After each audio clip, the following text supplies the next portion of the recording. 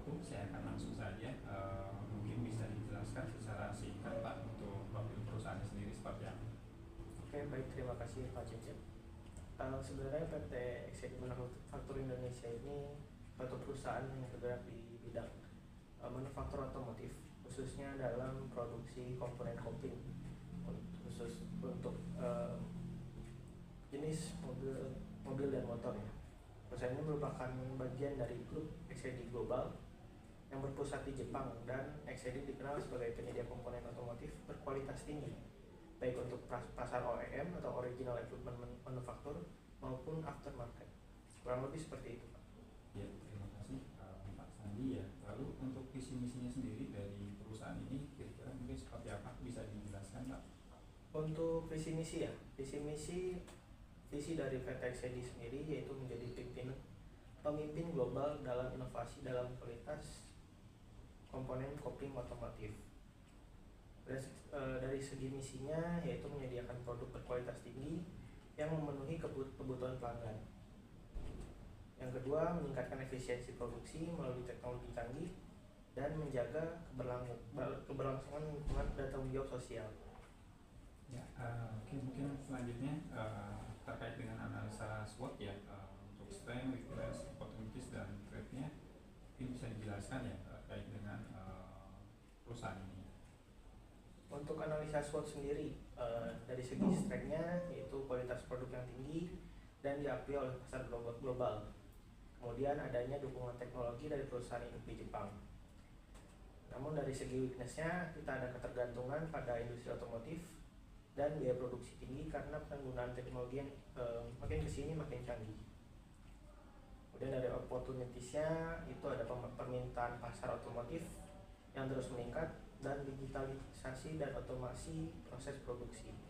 Kemudian dari threat-nya itu ada persaingan global dari produsen komponen otomotif lain dan fluktuasi harga yang bahan baku yang cukup fluktuatif dan nilai tukarnya yang cukup tinggi. Ya, terima kasih. Selanjutnya mungkin terkait dengan posisi perusahaan ya berdasarkan analisis Ford dan Five Force, bisa dijelaskan ya secara singkat saja. Untuk analisis Porter Five Force-nya, adanya ancaman pendatang baru. Biasanya itu rendah karena skala investasi tinggi dan teknologi kompleks. Kemudian ada daya tawar pemasok, yaitu di kategori sedang, itu tergantung pada sumber bahan baku spesifik.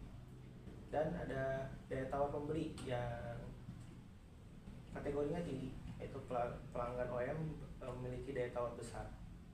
Kemudian ada ancaman produk pengganti, yaitu kategori rendah, yaitu produk khusus dengan spesifikasi teknis tinggi. Kemudian dari persaingan industri sendiri, yaitu banyak produsen global yang bersaing dalam kualitas dan harga. Kurang lebih seperti itu. Ya, oke, terima kasih. Selanjutnya terkait dengan jenis strategi ya yang digunakan saat ini, Excel itu seperti apa ya Pak ya? Kalau untuk ini strategi yang digunakan saat ini itu PT XYD menggunakan strategi diferensiasi dengan menekankan pada kualitas tinggi dan inovasi teknologi produksi untuk memenuhi standar OEM global. Ya, oke ya, berarti pasarnya OEM global ya Pak ya. Lalu untuk tantangan strategi di era digital ini kira-kira seperti apa ya Pak ya? Cukup menarik untuk menghadapi tantangan dalam mengintegrasikan teknologi digital dalam proses produksi itu, dalam proses produksi dan manajemen, serta kebutuhan untuk meningkatkan efisiensi melalui data analitik dan otomasi.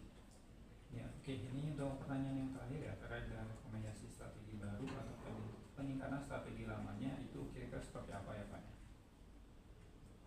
Untuk strategi baru itu kita ada inovasi digital, yaitu mengadopsi sistem manufaktur berbasis IoT dan AI untuk prediksi perawatan mesin.